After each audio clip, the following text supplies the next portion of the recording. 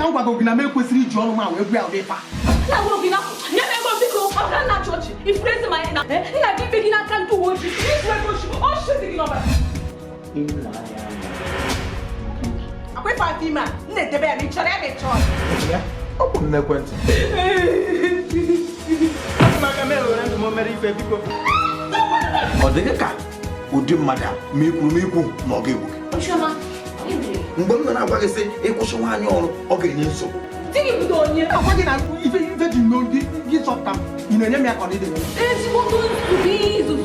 Tupu anyị alụọ, agwara m gị sị gị na m achọrọ ka nwunye m lụọ ọrụ. Ugo